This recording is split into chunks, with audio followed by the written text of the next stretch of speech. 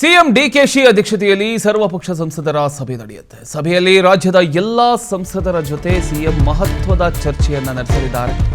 ಕೇಂದ್ರದ ಮುಂದೆ ಬಾಕಿ ಇರತಕ್ಕಂತ 13 ಅಂಶದ ಬಗ್ಗೆ ಸಭೆಯಲ್ಲಿ ಮಂಡನೆ ಆಗುವಂತಹ ಸಾಧ್ಯತೆ ಇದೆ. ಯೋಜನೆ ಅನುಮೋದನೆಗೆ ಕೇಂದ್ರದ ಮುಂದೆ ಒತ್ತಡಕ್ಕೆ ಸಿಎಂ ಮನವಿ ಮಾಡೋದಕ್ಕೆ ಎಲ್ಲ ಸಿದ್ಧತೆಗಳನ್ನು ಮಾಡಿಕೊಂಡಿದ್ದಾರೆ. ಒಟ್ಟಾರೆ ಕೇಂದ್ರದ ಬಾಗಿಲು ತಟ್ಟೋದಕ್ಕೆ ಕರ್ನಾಟಕ ಒಂದಾಗ್ತಿದೆಯಾ? ರಾಜ್ಯದ ಅಭಿವೃದ್ಧಿ ಯೋಜನೆಗಳಿಗೆ ವೇಗ ನೀಡತಕ್ಕಂಥ ಉದ್ದೇಶದಿಂದ ಮುಖ್ಯಮಂತ್ರಿ ಡಿಕೆ ಶಿವಕುಮಾರ್ ಅಧ್ಯಕ್ಷತೆಯಲ್ಲಿ ನಡೆದಂತಹ ಸರ್ವಪಕ್ಷ ಸಂಸದರ ಸಭೆಯಲ್ಲಿ ಮಹತ್ವದ ಚರ್ಚೆಗಳು ನಡೆದಿದ್ದಾವೆ. ಪಕ್ಷಭೇದ ಮರೆತು ರಾಜ್ಯದ ಹಿತಾಸಕ್ತಿಗಾಗಿ ಎಲ್ಲಾ ಸಂಸದರು ಒಗ್ಗಟ್ಟಾಗಿ ಧ್ವನಿ ಎತ್ತಬೇಕು ಅಂತ ಮುಖ್ಯಮಂತ್ರಿ ಮನವಿಯನ್ನ ಮಾಡಿಕೊಂಡಿದ್ದಾರೆ. ಮುಖ್ಯಮಂತ್ರಿ ಡಿಕೆ ಶಿವಕುಮಾರ್ ಅಧ್ಯಕ್ಷತೆಯಲ್ಲಿ ನಡೆದಂತಹ ಒಂದು ಸರ್ವಪಕ್ಷ ಸಂಸದರ ಸಭೆಯಲ್ಲಿ ರಾಜ್ಯದ ಎಲ್ಲಾ ಪಕ್ಷಗಳ ಸಂಸದರು ಭಾಗವಹಿಸಿ ಕೇಂದ್ರ ಸರ್ಕಾರದ ಮುಂದೆ ಬಾಕಿ ಇರತಕ್ಕಂಥ ವಿವಿಧ ಅಭಿವೃದ್ಧಿ ಯೋಜನೆಗಳ ಕುರಿತು ಸಮಾಲೋಚನೆಯನ್ನು ನಡೆಸಿದರು. ರಾಜ್ಯದ ಅಭಿವೃದ್ಧಿಗೆ ಸಂಬಂಧಪಟ್ಟಂಥ ಪ್ರಮುಖ 13 ಬೇಡಿಕೆಗಳನ್ನು ಸಭೆಯಲ್ಲಿ ಮಂಡಿಸಲಾಯಿತು. ಈ ಯೋಜನೆಗಳಿಗೆ ಕೇಂದ್ರ ಸರ್ಕಾರದ ಅನುಮೋದನೆ ಹಾಗೂ ಅಗತ್ಯ ಅನುದಾನ ದೊರೆಯಬೇಕಾದಂಥ ಅಗತ್ಯವನ್ನು ಮುಖ್ಯಮಂತ್ರಿ ಒತ್ತಿ ಹೇಳಿದ್ದಾರೆ.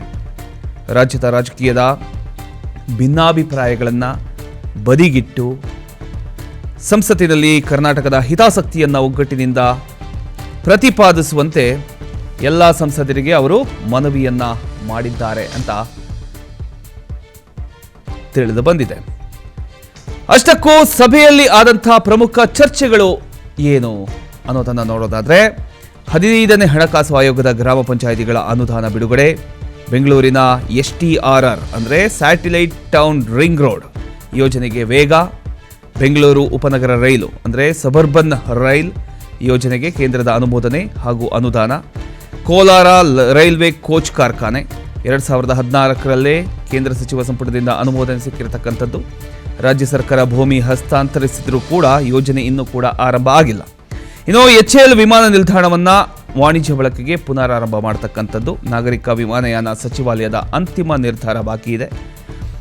ಸಾಗರಮಾಲಾ 2.0 ಕಾರ್ಯ ಯೋಜನೆಗೆ ಕೇಂದ್ರದ ಅನುಮೋದನೆ, ರಾಯಚೂರಿನಲ್ಲಿ ಏಮ್ಸ್ ಸ್ಥಾಪನೆ 21/8/2023ರಂದು ಪ್ರಸ್ತಾವನೆ ಸಲ್ಲಿಕೆಯಾಗಿದೆ.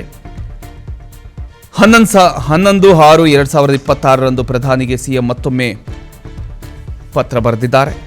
ಆರೋಗ್ಯ ಸಚಿವಾಲಯದ ಅನುಮೋದನೆಯ ಒಂದು ನಿರೀಕ್ಷೆ ಇದೆ. ತೆಂಗು ಹಾಗೂ ಅಡಿಕೆ ಬೆಳೆಗಳಿಗೆ ಕೀಟ ನಿಯಂತ್ರಣಕ್ಕೆ ಕೇಂದ್ರದ ವಿಶೇಷ ನೆರವು. ಇದು ರಾಜ್ಯದ ವಿವಿಧ ವಿಧೇಯಕ ಏನು? ಖನಿಜ ಹಕ್ಕುಗಳು ಹಾಗೂ ಖನಿಜ ಭರಿತ ಭೂಮಿ ತೆರಿಗೆ ವಿಧೇಯಕ 2024, ಔಷಧ ಮತ್ತು ಸೌಂದರ್ಯವರ್ಧಕ ವಿಧೇಯಕ 2025, ನೋಟರೀಸ್ ಕರ್ನಾಟಕ ತಿದ್ದುಪಡಿ ವಿಧೇಯಕ 2025, ಉಚಿತ ಮತ್ತು ಕಡ್ಡಾಯ ಶಿಕ್ಷಣ ಕರ್ನಾಟಕ ತಿದ್ದುಪಡಿ ವಿಧೇಯಕ 2015, ಖನಿಜ ಹಕ್ಕುಗಳು ಹಾಗೂ ಖನಿಜ ಭರಿತ ಭೂಮಿ ತೆರಿಗೆ ವಿಧೇಯಕ 2024. ಇದು ರಾಜ್ಯದ ವಿವಿಧ ವಿಧೇಯಕ.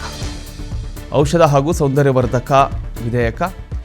ಸೊ ಇಷ್ಟು ವಿಧೇಯಕಗಳು ಇದ್ದಾವೆ.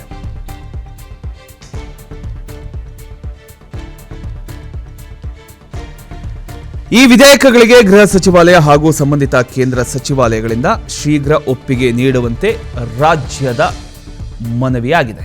ಸೊ ಈಗ ಮನವಿಗೆ ಎಲ್ಲ ಟೀಮ್ ಸೆಟ್ ಆಗಿದೆ.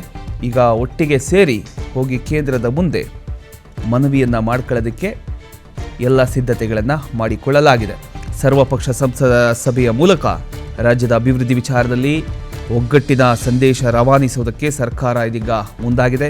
ಇದೀಗ ಈ ಸಭೆಯ ನಿರ್ಧಾರಗಳು ಕೇಂದ್ರ ಸರ್ಕಾರದ ಮಟ್ಟದಲ್ಲಿ ಯಾವ ರೀತಿಯ ಒಂದು ಫಲಿತಾಂಶ ನೀಡುತ್ತೆ ಅನ್ನೋದರತ್ತ ರಾಜ್ಯದ ಚಿತ್ತ ನೆಟ್ಟಿದೆ.